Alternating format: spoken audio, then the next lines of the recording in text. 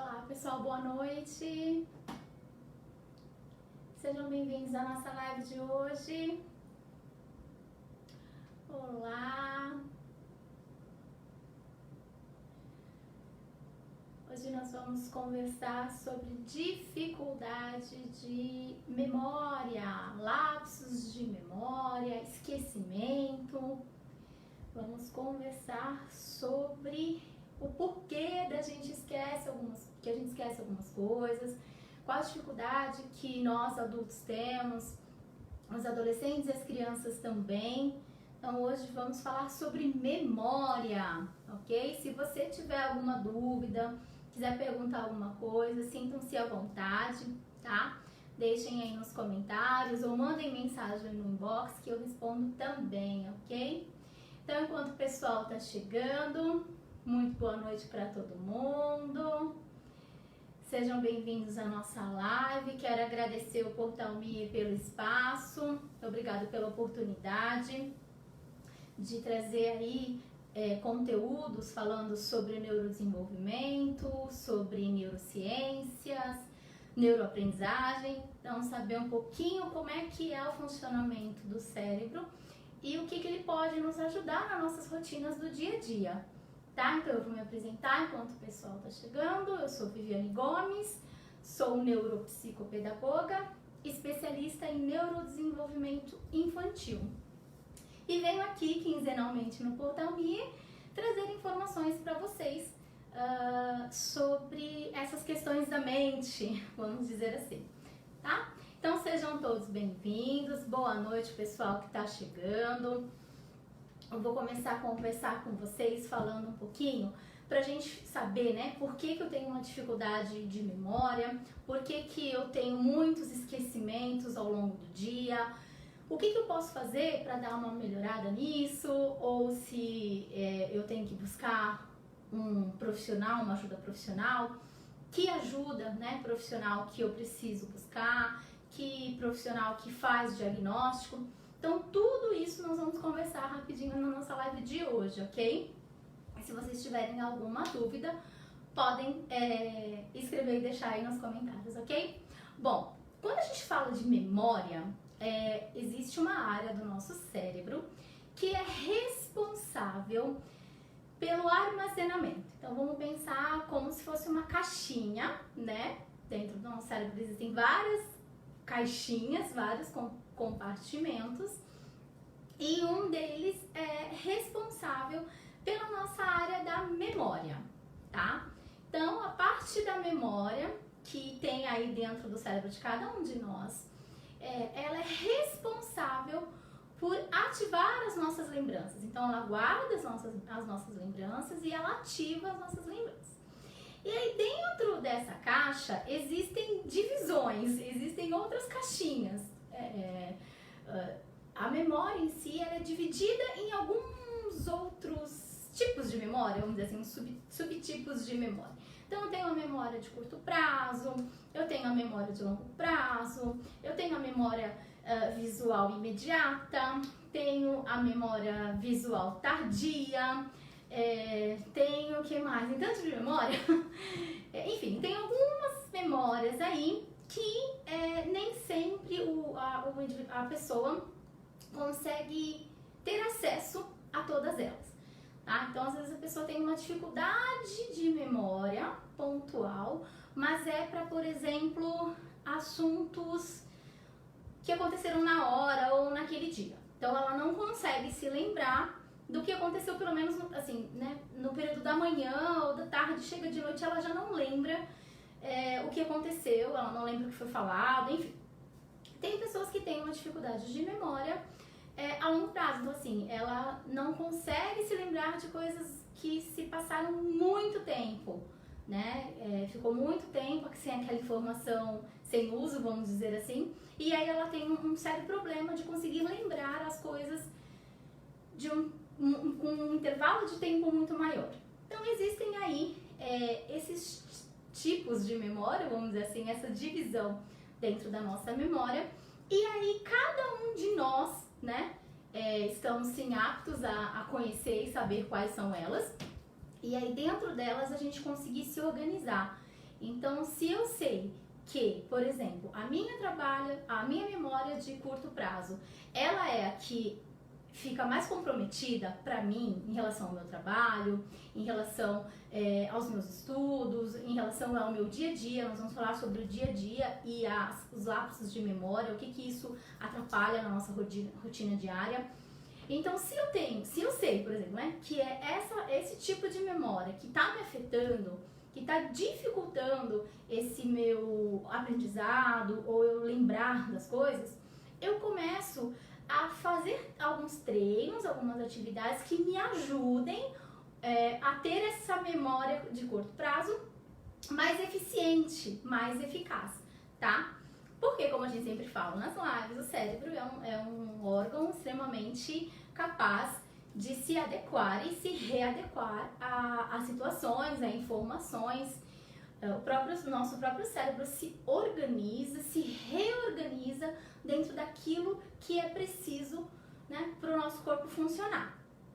Claro, hoje a gente está falando aqui de uma dificuldade de memória de uma pessoa que não tem, por exemplo, um diagnóstico, né? Assim, ela não tem algo assim, né, descrito por médico. Então, assim, a gente não vai falar, por exemplo, hoje do TDAH ou do autismo, né? A gente vai trazer uma pinceladinha um pouco sobre isso, mas a gente está falando mais dessa dificuldade de memória, entre aspas, mais usual. Minha, sua, de quem tá na live, que tem essa questão de às vezes não lembrar de algo, mesmo que ele seja importante, né? Porque já tiveram muitas pessoas assim, eu tento dar importância para aquilo que eu tô tentando ouvir, tô tentando aprender, e mesmo assim, parece que o meu cérebro não processa. E realmente, né, existe aí um não processamento de informação para esse cérebro. Então a gente precisa saber o que está acontecendo, como essa informação está chegando pra gente e por que o meu cérebro não está conseguindo segurar essa informação, vamos dizer assim, tá? Existem alguns fatores que contribuem para minha dificuldade de memória, tá? Dependendo desses fatores, eles vão atrapalhar muito, vão atrapalhar pouco ou não fazem tanta diferença, assim. Eles atrapalham, mas não é nada assim que vai me deixar fora do foco, né? Porque quando a gente fala de memória, a gente também fala de foco, fala de atenção, fala de concentração, dessa turma aí, vamos dizer assim, que é responsável por ajudar essa casinha, essa caixinha que a gente tem lá, lembra que eu falei no começo, essa caixinha do cérebro que é responsável pelo armazenamento da memória? Então, todas essas outras questões, né, do desenvolvimento, elas também fazem parte para me auxiliar ter ou não ter uma memória adequada, ok? Então, o que contribui, por exemplo, quais são alguns dos fatores que contribuem muito, e aí a gente não tá falando de transtorno, tá? A gente tá falando de dificuldades mesmo que contribuem para minha falta de memória. Algumas delas, principalmente as que chamam mais atenção da gente adulto, vamos dizer assim, são as questões emocionais, né? Os transtornos emocionais, as dificuldades emocionais que fazem com que a gente se desestabilize e que a gente não consiga ter uma qualidade mental correta, né? Uma vida mental saudável. E é exatamente isso, uma vida mental saudável, né? E aí dentro da fase, né, dos adultos, a gente tem muitas dessas questões. A ansiedade é uma delas, tá? É uma das principais causas de perda de memória, tá? Então, as pessoas que são muito ansiosas ou que têm a ansiedade muito aflorada, ela tem grandes chances de ter alguns lapsos de memória, né? De ter uns esquecimentos, né? E aí isso se vai se tornando numa proporção maior, aonde essa ansiedade, essa falta de memória que vai me trazer uma desatenção, né? Vai me trazer vai fazer eu ficar fora do foco e vai fazer com que aquelas coisas se percam no meu dia a dia. E aí vai afetar, né, o meu dia a dia, a minha vida e as minhas coisas que eu faço durante o dia, durante a semana. Quando eu começo a ter prejuízo da minha vida, seja emocional, seja financeira, seja educacional, profissional, né? Tá na hora de eu ir buscar uma orientação melhor, maior, porque a perda de memória, ela vai evoluindo, tá? Se eu sinto os primeiros sinais, vamos dizer assim, de que alguma coisa não tá legal, eu não tô conseguindo acompanhar uma rotina, eu tô esquecendo de coisas que pra mim são usuais, é comum, todo dia eu faço, eu sempre fiz e agora comecei a esquecer, eu preciso fazer uma avaliação, uma verificação daquilo que está acontecendo, né? Por que eu estou esquecendo essas coisas? Qual a dificuldade que eu estou tendo de recordar coisas que eu faço comumente, que eu faço no meu dia a dia, que eu sei como funciona. Então, esses sinaizinhos assim de alerta, eles já começam a nos trazer alguma hipótese de uma disfunção de memória, tá? É uma disfunção cerebral que faz com que essa minha falta de memória, esses meus lapsos de memória aumentem durante a vida em vez de diminuir.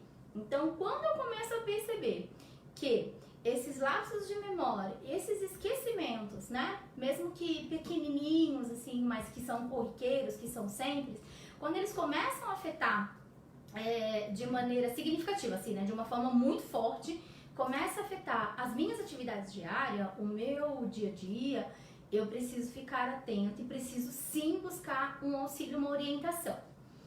Quem que faz essa avaliação sobre dificuldades de memória? Neurologista, tá? É ele.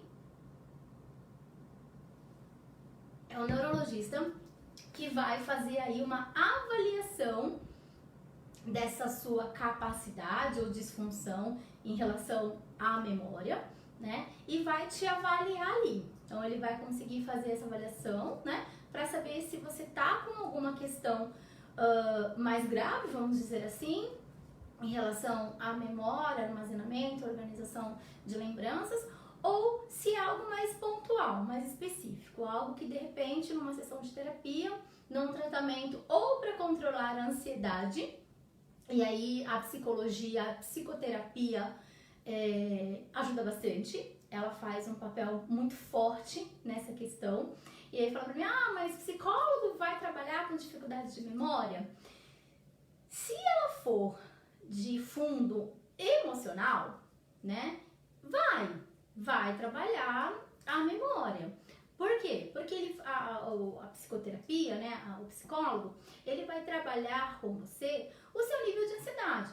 Então, ele vai estar ali, através das sessões de terapia, fazendo todo um trabalho, né, um trabalho terapêutico, e aí a sua organização mental vai entrando nos eixos, vamos dizer assim, o seu nível de ansiedade desce, ele baixa, e aí a sua capacidade de memória aumenta, né? Então, sim, dentro da área da psicologia, dentro da área da psicoterapia, é possível, sim, e os profissionais fazem, trabalhar a dificuldade de memória se ela é nesse cunho, né?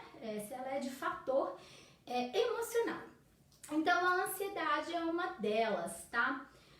Por que a ansiedade faz a gente se desregular, vamos dizer assim, a ponto da gente perder a memória, né? A ponto da gente não guardar as informações e que o esquecimento às vezes se torna corriqueiro todos os dias e de coisas simples, como de fechar a porta do carro, como de desligar, apagar uma luz, você verificar o celular, daí a pouco você vai e verifica de novo, porque não sabe se você leu a mensagem ou se você não leu a mensagem. Hoje em dia, entrando na área da tecnologia, né? A gente vê o que está escrito e aí não acha que respondeu a pessoa e não respondeu, tá? Isso acontece às vezes porque mentalmente a gente já deu a resposta, só que ela não foi escrita, vamos dizer assim, né? A gente não mandou lá o retorno para a pessoa. Então isso também acontece. Claro que também existem outros fatores, mas o lapso de memória, né? A desatenção faz com que a gente fique ali checando de repente o celular de tempo em tempo para uma coisa que a gente já deveria ter feito, por exemplo, né? Abri para olhar tal coisa, devia ter feito e não fiz, fico indo e vindo no mesmo movimento. Quando a gente perde muito tempo do nosso dia com uma coisa que a gente tem que fazer e isso não avança, a gente precisa ficar atento porque a nossa memória está dando sinal de falha, tá? Todas as questões que a gente tem neuronal, ela nos dá indícios, ela mostra que tem alguma coisa ali que não tá bacana, tá? Então a gente só precisa tá mais atento a esses sinais para conseguir, lógico, o quanto antes saber como se organizar para isso, para que não aconteça algo pior, por exemplo, tá? Mas vamos voltar lá um pouco para a ansiedade como sendo uma das principais causas da minha perda de memória, tá? Quando a pessoa está ansiosa, quando a gente está ansioso, várias áreas do nosso cérebro são acionadas, tá? Várias. Existe aí um boom, vamos dizer assim, né? Um boom de atividade neuronal, tá? A ansiedade, ela movimenta grande parte do nosso cérebro. E o cérebro ansioso, ele tem muito mais dificuldade para ter a atenção, ter a concentração, o foco e, né, a memória que vem ali junto com a turminha. Então, o cérebro ansioso, ele já por si só tem essa dificuldade de se manter atento às coisas. E aí a memória, ela fica muito mais prejudicada. Por isso que tem dia que às vezes a gente não tá muito legal, a gente tá muito ansioso com algo que vai acontecer, e aí os dias passam e a gente mal lembra das coisas que aconteceram, tá? Por quê? Porque o nosso foco, ela vai estar em outras coisas, né? Do que naquilo que a gente precisa aprender ou ouviu durante o dia. Quando essa minha atividade neuronal, vamos dizer assim, ela aumenta devido à ansiedade, ela faz com que eu desperte a minha atenção e eu fico preocupado com os estímulos que estão acontecendo ali, né? A ansiedade, ela chega na frente mesmo, né? Bem isso, ela chega primeiro que eu, né? Nem aconteceu nada e eu já tô tão ansioso e aí eu não consigo ter uma ideia clara do meu dia, eu não consigo ter uma ideia clara daquilo que eu vou fazer ou do que eu pretendo fazer. E essa bagunça, vamos dizer assim, neuronal, ela vai alimentando cada vez mais essa ansiedade e vai fazendo com que eu tenha mais dificuldade de manter essa memória e esses meus esquecimentos, eles vão acontecer. Que é quando a gente fala assim, nossa, eu tô com a cabeça no mundo da lua, né? O mundo da lua, na verdade, nada mais é que essa superestimulação neuronal, né? De hormônios e tudo mais que a gente mesmo joga no nosso cérebro. Então, ele realmente fica ali no mundo da lua, porque ele precisa se organizar diante de todos os estímulos que a gente mesmo coloca dentro dele, tá? Enfim, quando a gente tem um outro processo emocional, por exemplo, que são a depressão, tá? A depressão, ela também contribui para a minha dificuldade de memória. Pessoas deprimidas, que está entrando nessa fase, nesse processo, ela tem sim, ela já começa também a dar sinais de esquecimento, de lapsos de memória, de não concentração, e isso contribui cada vez mais para o desarranjo que existe dentro da depressão também, tá? Por quê? Né? Dentro da depressão, assim como dentro da ansiedade, são liberados alguns hormônios dentro do nosso cérebro. E como tudo na vida é equilíbrio, se a gente está com o cérebro onde esses hormônios estão desajustados, desequilibrados, está um pouco mais de uma coisa, um pouco menos de outra coisa, isso tudo faz essa bagunça dentro do meu cérebro, né? Esses hormônios estão todos desregulados e aí eu não consigo ter um equilíbrio para conseguir ter as minhas faculdades mentais, vamos dizer assim, em ordem, né? Para ter toda aquela gama de coisa que eu preciso ter para o meu cérebro funcionar adequadamente, ele não vai estar, né? Por quê? Principalmente em questão da depressão, existe uma redução enorme de neurotransmissores durante o processo depressivo. Então, e aí eu tô falando da neurociência, tá, gente? à luz da neurociência, vamos dizer assim. Eu falo de ansiedade, de depressão, enfim, tudo isso voltado com a luz da neurociência, que é a área que eu domino aí, que eu me especializei, que é a área que eu conheço. Então, né, em auxílio aí à turma aos psicólogos, né, explicando por que a depressão é tão grave, vamos dizer assim, né, a ansiedade ela também é, mas a depressão ela é muito grave, justamente por essa redução. É uma redução muito drástica desses neurotransmissores que atuam na minha função cognitiva, né, dentro do meu cérebro tem uma área lá, e dentro dessas áreas lá, a gente tem a área que é responsável pelas minhas funções cognitivas. Se eu tenho um nível reduzido de neurotransmissores por causa dessa minha depressão, que é ela que alimenta, né? É uma coisa assim de um alimenta o outro, sabe? Parece que é um problema alimentando outro problema, né? E infelizmente é isso que acontece, né? Dentro do nosso cérebro. Quando eu tenho essa redução muito drástica, vamos dizer assim, desses neurotransmissores, eu acabo tendo um desarranjo dessa minha função cognitiva. Eu não consigo equilibrar esses hormônios para que eles ajam de uma maneira correta, tá? Edson Rochiara Cruston, a neurociência ainda trata a depressão como uma doença? Então, a depressão, ela tá como um transtorno, né? É um transtorno emocional, então assim, a gente traz a luz da neurociência para explicar o que acontece dentro desse cérebro, tá? Quando a gente fala de doença, geralmente a gente trata com, né, fala o que caracteriza algo como uma doença. Primeiro, ele tem um CID, né? Então, se ele tem um CID lá, né, que é um cadastro internacional de doenças, se eles têm um CID lá, ele é considerado como doença, tá? Pra gente, o que a gente foi pesquisar? O que acontece dentro desse cérebro depressivo, através de videoimagens, enfim, né, através de estímulo-resposta, e aí eles fazem lá todo um mapeamento para ver, e aí como que a gente observa?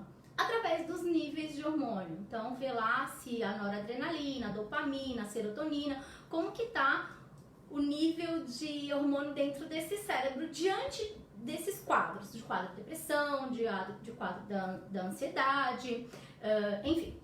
E aí, o que usa medicação, né? Então, se a gente tem um medicamento para isso, a gente, né, acaba considerando, vamos dizer assim, como uma doença que é tratável, existe um medicamento para controlar justamente, não o quadro depressivo em si, mas as funções neuronais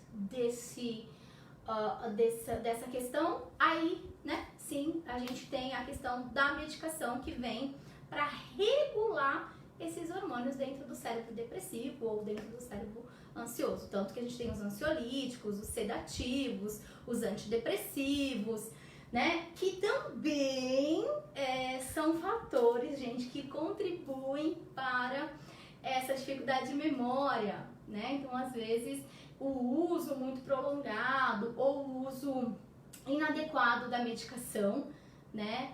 O não acompanhamento através de terapia, ou a psicoterapia com psicólogos, né? Se você mantém só um quadro com a psiquiatria, que é o uso do remédio, também, né, tem estudos aí de indícios de que o uso de sedativo, de ansiolítico, de antidepressivo, relaxante muscular, coisa que pra gente, tô com uma dor na perna, tô com uma dor no braço ou nas mãos, de repente fazer um trabalho repetitivo, a gente acaba usando, por exemplo, um relaxante muscular, e aí dependendo do uso daquilo, se for contínuo, se for numa dose que, né, não dá pra ser tomada, porque às vezes a pessoa fala, eu tomo porque não faz mais efeito, e aí toma até, e aí você dá uma sobrecarga daquele estímulo, né, pro cérebro, e aí alguma área do seu neurodesenvolvimento vai ficar comprometido, tá? Então a gente precisa também tomar cuidado, porque eles contribuem, tá? Por exemplo, Rivotril, Diazepam, são medicamentos, né? Por isso que falam que é medicamento de uso controlado. Então, todo medicamento de uso controlado tem que ter muito cuidado, tá? Tem sim ter o acompanhamento com médico, tá? Psiquiatria, médico, psiquiatra, né? Formado, que atua na área, que entende da saúde mental, porque uma medicação errada, ela em vez de regular todos esses hormônios, e esses, né, que são responsáveis pelos nossos transmissores, tudo, ela vai desregular, né? E aí, às vezes, também acontece de ela organizar uma área do nosso cérebro, o medicamento organiza uma área do meu cérebro, mas me desorganiza em outro. Então, a gente tem que tomar muito cuidado com o uso de medicamento, tá? Claro que quando a gente está num estágio muito avançado, uma depressão muito avançada, um quadro de síndrome de pânico, ou uma esquizofrenia, né, que são os transtornos, né, mentais, realmente a gente precisa de uma intervenção clínica, vamos dizer assim, uma intervenção médica mesmo, de tomar o remédio para não ficar pior, né, porque tem remédio que nos centra, eles agem lá, né, na serotonina, na dopamina e na nora, e ele nos organiza e nos centra para as coisas, para fazer alguma coisa, para aprender alguma coisa, dá uma baixada na ansiedade, dá uma diminuída aí nesses níveis, né? E deixa a gente mais genk. Mas tem que tomar muito cuidado para ele não desregular todo o resto. Michelle, boa noite. Michelle Taguchi, eu esqueço muita coisa. Não tenho uso de nenhum desses remédios. Relaxante muscular às vezes. Mas eu realmente tenho esquecido muitas coisas. Coisas tipo datas de coisas que precisam pagar, coisas básicas do dia a dia. E se eu não fizer o mesmo, certeza que não irei lembrar. Michelle, atenção, né? Ó, olha o alertinha, né? Vamos falar um pouquinho pra mim agora, assim, do que é, entre aspas, considerado normal, o que já é atípico. Então, assim, o que dá pra gente falar? Tudo bem, é só um esquecimento, é uma coisa mais leve, eu esqueci isso hoje, mas ele não me afeta, tá? Como eu falei, coisas do dia a dia que nós estamos habituados a fazer. Então, assim, eu tô habituada a sair, sei lá, todo dia de manhã, eu compro pão, eu levo o filho pra escola, eu volto, eu faço o almoço, não sei o que. Eu sempre tenho uma rotina, coisas que eu estou habituada a fazer. E eu começo a esquecer. Então, assim, eu saio pra ir comprar pão, volto sem ter comprado pão. Eu chego pra fazer o almoço, volto, faço um monte de coisa e não faço o almoço, né? As pessoas acham que isso são distrações. Ah, eu estou distraída. Gente, distração não é memória, tá? Quando a gente está distraída, a gente tem uma atenção para aquilo que a gente quer fazer, mas a gente se distrai. Existe algum fator externo ou interno mesmo, eu comigo mesmo, tô ali e não tô naquele momento. E aí eu me distraio, né? Passou a mosquinha voando, pronto, é o fator, né, distrativo, é aquilo que vai contribuir para minha distração. E aí eu esqueço momentaneamente aquilo que eu tinha que fazer, jogo a minha atenção e o meu foco para essa outra questão e esqueço por hora aquilo que eu tinha que fazer. Mas se eu consigo depois lembrar e voltar para aquilo que eu precisava fazer, ok, tudo bem, foi um lapso de memória, eu esqueci, tive uma distração e aquilo ali voltou para minha caixinha, né? Ele tá lá na minha caixinha de memória e tá funcionando, eu só preciso aprender a voltar lá e resgatar, né? Esse movimento de resgatar essa informação, né, de lembrar aquilo que eu preciso fazer, quando a gente não tem algo que é extremamente urgente, né, que é algo mais grave, eu consigo através de terapia, como eu falei, através da psicologia, para tratar ansiedade e depressão. Eu consigo, pelo psiquiatra, ver a questão do medicamento, se aquilo tá alterando as minhas funções, vamos dizer assim, né, que são as nossas funções mesmo. Se, olha, eu tô mais centrada, eu presto mais atenção, só que a minha memória foi pro lixo. Ou então, assim, eu tô com uma memória ótima, mas eu não consigo fazer nada, eu não consigo terminar nada. Gente, tem alguma coisa aí, tá? Esse medicamento, ele tá te ajudando para umas coisas e tá acabando com você em outras. Então, a gente tem que tomar cuidado também com isso, tá? Outra coisa que contribui para minha falta de memória. Privação de sono. Gente, a gente vai fazer uma live depois de uns tempos aqui sobre sono, que é importantíssimo. A gente precisa saber o porquê que a gente precisa dormir, por que essa máquina aí, que é nosso cérebro, precisa tanto desse momento de repouso, de renovação, literalmente, né? O cérebro é renovado a cada momento de sono. Inclusive, a nossa memória, sim, ela vai ficar comprometida se eu tiver uma privação de sono muito grande por muitos dias da semana, tá? Por quê? Voltando lá para o nosso cérebro, né? A gente tem a área que planeja, que organiza e executa as nossas informações, tem as caixinhas lá da memória. Dentro da memória a gente tem mais um monte de caixinha, que foi aquela que eu falei para vocês no começo. E aí a gente tem a parte que segura essa informação, que ela consolida a memória. É como se a gente tivesse uma parede e a gente começasse a colocar os tijolinhos, e aí coloca o cimento, né? E coloca o concreto, e coloca o tijolinho, e aí a gente vai formando a parede. Quando a gente termina a gente não, né? Os meninos da construção civil. Quando terminam de fazer a parede... Oi, gente, boa noite! Adriano, boa noite. Alice Ti, beijo, neuroamiga. Tatiana B por estar acompanhando a gente. Gente, beijo pra todo mundo, sejam bem-vindos. Se vocês tiverem alguma dúvida, gente, bora interagir na live, tá? Porque agora esse ano eu quero muita pergunta, muita resposta. Ou se a gente não souber responder, a gente vai atrás também, não tem problema não, ok? Mas sejam todos bem-vindos, amores. Voltando lá para a parede. Então eu tô lá, montei a parede, coloquei o cimento, fiz toda ela tá pronta. Os rapazes, voltando aos rapazes, eles vão e começam a dar aquela chapiscada. Sabe quando joga o cimento lá nos negócios? É assim, é isso. Eles dão aquela chapiscada para a parede ficar ali toda bonitona, dura e, teoricamente, não cair, né? A intenção é que a parede não caia. Enfim, quando ele dá aquela chapiscada, ele acaba fazendo o quê? Ele consolida aquela parede que a gente acabou de fazer. O sono, ele faz isso. O sono consolida a nossa memória, tá? Ele vai lá e dá aquela cimentada geral, aquela chapiscada para que as coisas não saiam do lugar. Para que o muro não caia, né? E para que a gente consiga lembrar das coisas. Então, o sono é muito importante, tá? Então, por que eu preciso dormir? No mínimo, pelo fato de eu precisar consolidar a minha memória, tá? Então, eu acho que esse daí já, para quem tá com dificuldade de memória, o pessoal que tá assistindo a live, que tá, né, Michelle, você dorme? Dorme bem, tenha um sono com qualidade, tá? É extremamente necessário. A gente vai falar um pouco sobre isso também mais pra frente nas lives, sobre o sono, mas para vocês todos ficarem cientes que durante o sono existe e ocorre, na verdade é nesse período que ocorre a consolidação da memória, ok? Então durmam. Que mais? Aí a gente entra nas questões dos transtornos. Então, ansiedade, depressão, a privação do sono, medicamento, são, né, fatores que contribuem para essa minha falta de memória.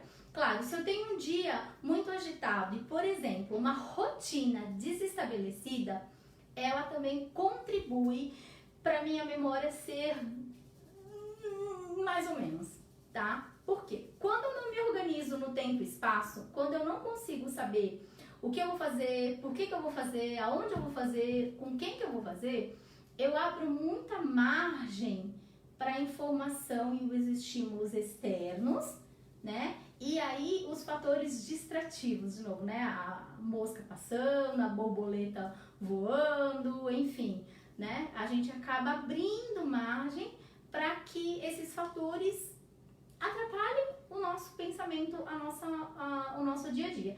E a falta de rotina é um deles, tá?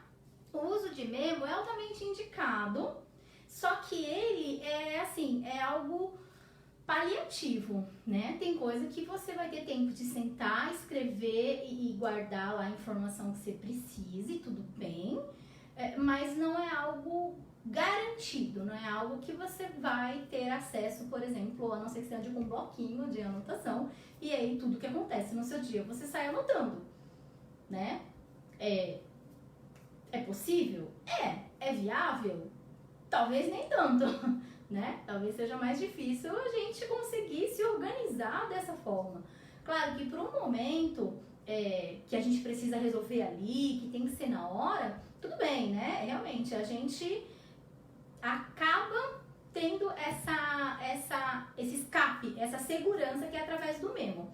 Celular, então colocar relógio para despertar, eu organizar uma agenda, eu organizar um planner, que hoje tá na moda, todo mundo faz planner. Então, assim, são ferramentas, e são ferramentas mesmo que nos ajudam a ter menos dificuldade de memória, tá? Mas assim, ela não nos avança, ela não trata aquilo, né? Aquela deficiência. Eu vou continuar tendo dificuldade de memória, entendeu? Se eu não tratar aquilo, seja através da psiquiatria, avaliação sempre de neurologista, tá? Se alguém perguntar pra mim, Vivi, quem que avalia a dificuldade de memória? Neurologista, ok? Profissional médico da saúde mental.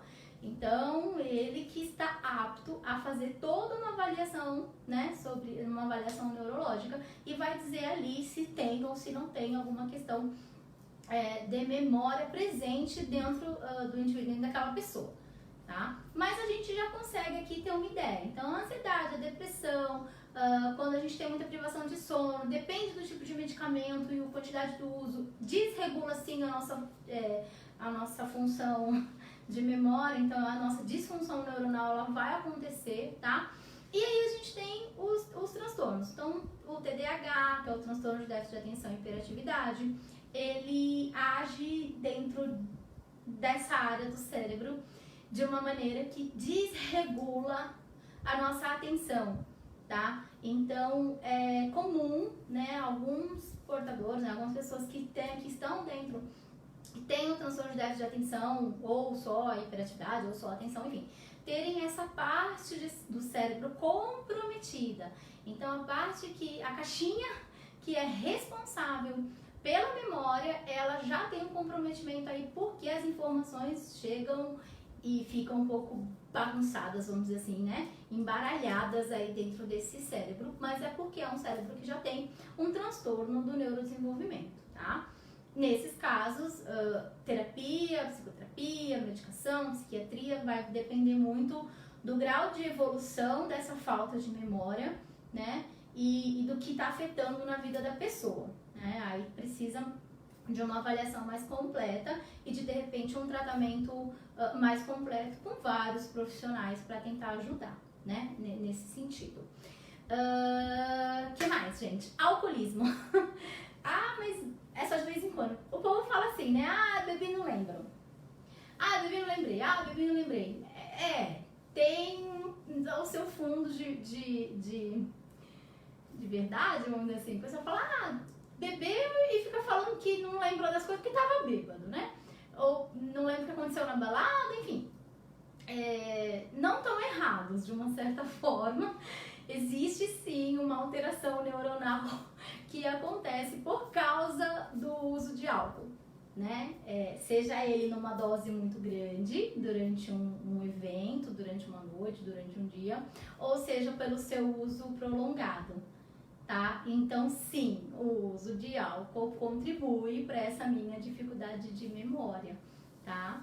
Então, quando o povo sai e fala que bebe não lembra, tem um fundo de ciência, vamos dizer assim, por trás disso. Claro que depende muito, né? Saber como a ingestão do álcool, a qualidade do álcool, enfim, o teor alcoólico. Mas, sim, né? Dentro aí da neurociência, a gente tem essa questão porque ela afeta, assim, a nossa memória e o nosso cérebro fica bagunçado por causa da ingestão do álcool. Tá? E outra coisa que pra gente, assim, às vezes a gente acha que não mas a questão do estresse crônico, né? Que aí também entra lá como ansiedade, depressão e os níveis de todos os nossos hormônios ficam desregulados e os nossos neurotransmissores não sabem com quem fala, com quem conversa e fica um fuê na nossa cabeça, tá? Mas o estresse crônico, que é aquele estresse que a gente rói unha demais, puxa cabelo, Tem gente que começa o processo de autoagressão, o tamanho estresse que vive, que está, né, sendo submetido, que já não, o coração, né, da taquicardia, da sudorose, então soa a mão, e aí começa um monte de outras reações físicas que são reflexo das nossas reações cerebrais, tá? Então o nosso corpo reflete a bagunça que está na nossa cabeça. Enfim, quando a gente tem um estresse muito crônico, a gente está num nível muito difícil de estresse que de repente pode vir através de uma ansiedade generalizada ou de um momento de depressão profundo e a gente começa a ficar estressado, a gente tem o nosso cérebro libera uma benção, que ele é bom para algumas coisas, mas ele é muito ruim para as outras, né? Que é o cortisol. Não sei se alguém já fez uso de cortisol, se já tomou o cortisol, né? Não sei. Ele é bom, mas ele é ruim, porque quando libera, né, em uso excessivo do cortisol, através do estresse crônico, ele acaba prejudicando a nossa memória de curto prazo, né? E esse estresse, né? Todos os dias eu tô naquele momento de estresse, eu tô nervosa, eu não consigo me regular, não consigo me organizar. E é só problema chegando, é só coisas ruins se acumulando. E o meu corpo produzindo cada vez mais, né? Liberando cada vez mais esse cortisol, ele vai prejudicar a minha memória de curto prazo. Então, o que eu aprendo hoje, ontem eu já não lembro, tá? Ele vai trazer grandes prejuízos na minha região, né? Dentro desse meu cérebro existem regiões, né? E entre delas a área que fica responsável por armazenar, não por lembrar. Que a gente tem área do cérebro para tudo. A área para armazenar. Então a fabricação que a gente faz, né? Que é interna do cortisol, quando ela é liberada muito tempo, e muitas vezes por dia, muitas horas, ela atinge essa área do meu cérebro que é a responsável por armazenar, por segurar ali, por pegar, por guardar, na verdade, né? Por guardar essas informações. E aí, nesses casos, eu tenho sim um grave caso de memória. E aí eu tenho que buscar ajuda. Tá? Deficiência de vitamina B12, tá? A falta da vitamina B12 também atinge a nossa memória. Por quê? Esse tipo de vitamina, ele é responsável pela manutenção, das nossas células nervosas. Então, assim, e aí em todas. Se eu tô com a minha vitamina B12 muito baixa, né, em pouca produção, eu não tô tomando a vitamina necessária, eu não tô sendo exposta ao sol, enfim, não tô me alimentando, né, com alimentos que tenham esse tipo de vitamina, ela vai causar um déficit de memória por deficiência de vitamina B12. Então, isso a gente também consegue descobrir através de exame, né? A vitamina B12, o exame clínico mesmo, ele vai dizer pra gente se a gente tem ou não. Então faz um exame de sangue básico lá e vai te dizer se você está com ela ou não, ok? A Cristiane Maicuba. Boa noite, meu bem. E a perda de memória e problemas cognitivos decorrentes da Covid longa? Sim, os neurocientistas, Cris, estão numa pesquisa fortíssima relacionadas a isso. Assim como eles tiveram no Brasil em relação aos problemas com a Zika, com a chikungunya. Então, eles começaram a fazer um processo de avaliação, né, de verificação sobre o que essas doenças acabam trazendo de degeneração ou de desabilitação neuronal. Então, eles começaram, sim, a fazer esse estudo, né? E a perda de memória, sim, né? Quando a gente fala de perda de memória, a memória ela tá lá junto com a turminha que é responsável pela nossa capacidade mental, vamos dizer assim, né? Pelas nossas funções cerebrais que nos auxiliam para o nosso dia a dia. Então, fazer uma comida, lembrar que eu tenho que tomar banho, lembrar que eu preciso buscar meu filho na escola, lembrar, né? São essas coisas que garantem o nosso bem-estar mínimo e que a gente precisa saber. Dentro da questão do Covid, o que a neurociência está buscando? Ainda, Cris, é um estudo, porque é uma doença, né? É uma questão nova que chegou, né, agora.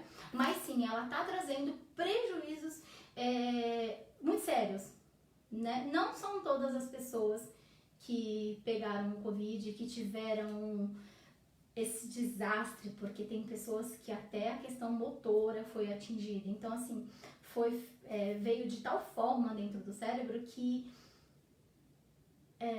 como eu posso explicar? Desabilitou algumas das áreas, que eu acho que é mais ou menos isso, né? E aí é como se a parte da memória tenha ficado um pouco desabilitada naquele cérebro, naquela pessoa. E sim, isso tem acontecido. Muito se falou sobre a perda do olfato, né? E a perda do paladar durante tanto que era da sintomatologia do Covid, era isso. Né? Perdeu o olfato, perdeu o paladar, Covid. Mas não é só isso.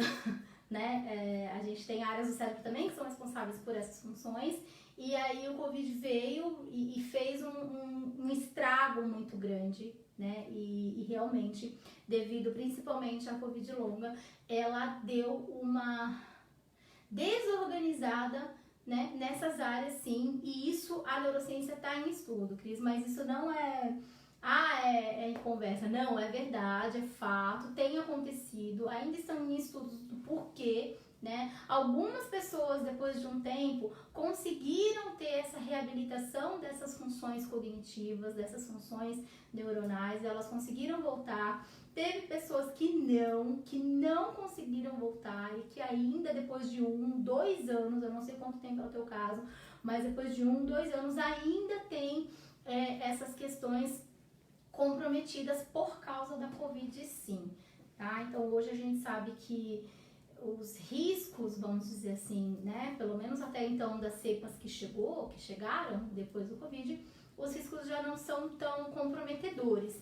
Mas eu conheço casos de pessoas nos Estados Unidos, por exemplo, profissionais da minha área, que tiveram, assim, a questão neurológica extremamente afetada, né? Que hoje está fazendo reabilitação cognitiva, está reaprendendo a andar, né? Reaprendendo a comer, e não é fácil. Então, assim, é muito complicado, e ele realmente veio e fez um estrago aí, que a gente até então, né, não sabe ainda porquê que em umas pessoas a Covid ela traz esse estrago tão forte e em outras não. Mas sim, existe sim a perda de memória e os problemas cognitivos, sim, decorrente do Covid, da Covid longa, né? Mas ela ainda é muito particular, como está acontecendo agora. Os estudos estão sendo acompanhados ainda por profissionais, pesquisadores, neurocientistas da área, mas sim, né, infelizmente teve algumas pessoas que teve uma perda, né, da capacidade mental muito forte. Como que isso vai ser daqui a 2, 3 anos, se isso vai continuar ou não, só através dos estudos mesmo e acompanhando, a neurociência acompanhando aí a evolução ou não, né? Se de repente esse quadro ele muda ou ele cessa, então assim, ainda está em estudo, mas a falta de memória do Covid foi inegável, em algumas pessoas ela existe. O que a gente pode tentar fazer nesses casos? Quando eu tenho uma dificuldade de memória que ela não traz um prejuízo para a minha vida, é algo que assim, não tem problema de eu esquecer tal coisa, que não vai afetar tanto, tudo bem? Ok, né? Então eu consigo ali vivenciar as coisas do meu dia a dia sem ter grandes prejuízos. Agora, se eu tenho esquecimento, esqueci meu filho na escola, esqueci a criança do carro, esqueci o cachorro no pet shop, sabe assim, esqueci a torneira do banheiro ligada a noite inteira. Esqueci algumas coisas assim, que a gente não tem como esquecer muito, assim, um caminho que eu faço todos os dias, a mesma rota que eu sei, que eu conheço, eu esqueci a rota. né? Então, assim, coisas que eu estou... Nome de pessoas que eu sei quem são, lugares que eu sei onde ficam, que pra mim sempre foi muito próximo, eu nunca tive que fazer muito esforço para lembrar dessas coisas. E eu hoje estou tendo esse esforço muito grande para lembrar de coisas básicas, preciso buscar auxílio, tá? Dentro da psicoterapia, com os psicólogos, vocês encontram toda essa área de ansiedade, depressão e a questão toda, né, inclusive do alcoolismo, enfim, de outras questões, né? Vocês conseguem fazer o acompanhamento.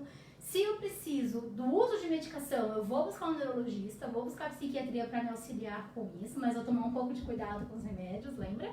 Né? Agora, se é algo mais pontual, por exemplo, eu tenho uma dificuldade de memória, mas eu sei que se eu fizer uma terapia para conseguir entender e controlar esse processo da minha memória, eu vou melhorar. Então, ok, existem treinos para memória, para atenção, para concentração, existem atividades que são feitas para melhorar, que a gente chama de ginástica cerebral, a neuropsicopedagogia, no caso, eu trabalho com isso, eu tenho hoje alguns adultos, alguns adolescentes com dificuldades de atenção, concentração, memória e foco, né? Que são as áreas das funções executivas, né? O que faz com que a gente faça, aconteça, ou não faça e não aconteça. Então, são essas áreas aí que a gente trabalha. E existem treinos, né? São testes, né? São treinos, são jogos, são atividades que a gente vai trabalhando qual tipo de memória que pra você é que tá pegando.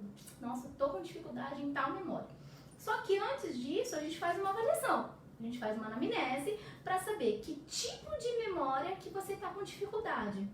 E dependendo do tipo de memória que você tem a dificuldade, é o tipo de atenção que está te faltando. Então, se de repente eu preciso trabalhar uma atenção sustentada, é porque eu preciso trabalhar a memória de curto prazo e assim por diante, tá? Mas enfim, gente, então assim, é complicadinho um pouco, né? A gente fica meio, às vezes, assustado quando a gente tá com lapsos de memória, a gente já pensa logo no Alzheimer, né? Que a gente não vai abordar o Alzheimer aqui, mas ele é um dos graus mais fortes, vamos dizer assim, da falta de memória, né? Ou da preservação de somente um tipo das nossas memórias, né? Tem gente que só lembra do de agora, tem gente que só lembra de muita coisa que passou há muitos anos atrás. Então, o Alzheimer aí, ele dá essa...